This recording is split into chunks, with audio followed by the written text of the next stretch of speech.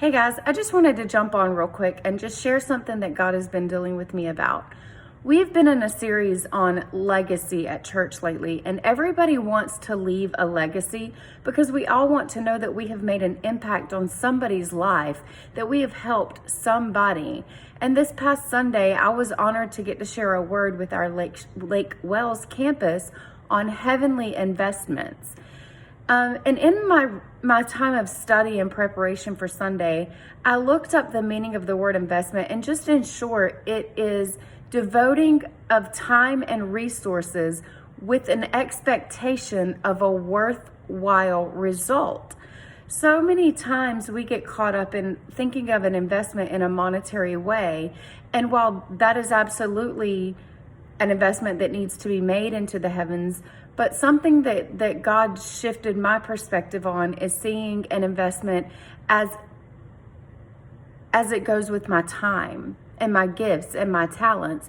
And what that means in a heavenly investment is, what am I using my time? How am I using my time and my gifts and my talents to make an investment into the heavens, to make an investment into the eternal, not only my eternal life, but the impact of someone else's eternity? How am I using my time and the resources that God has blessed me with to leave a legacy that's going to impact those who are coming up beside me, those who are coming up behind me, that could absolutely change their eternal perspective, their eternal lives? And I just started to think about it, and some things began to shift and change in me. And it came to me that we are no longer making a heavenly investment when we continue to try to control our investment of our time and our resources. Then we have nothing more than a manipulated investment with an earthly condition.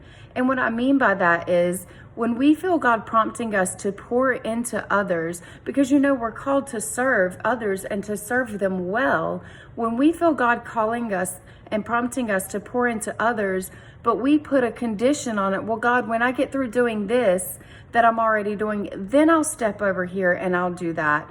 Then we have put an earthly condition on that investment, and it's no longer a heavenly investment, but it's a manipulated investment by us with an earthly condition. And that's not what God has called us to do. He wants his people to begin to rise up and to hear his voice and to be able to act in immediate obedience, to say, okay, God, it don't really fit right now, but I know that's what you're calling me to do. I know that's what you're leading me to do.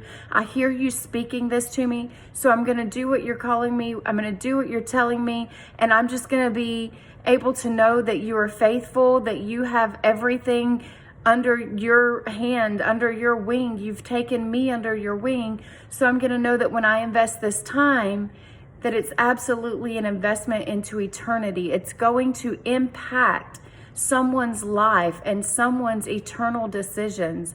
And God, that's what I'm here for. And that's the kind of things that I want to be in the legacy that I leave behind. So I'm absolutely making that choice to follow you today.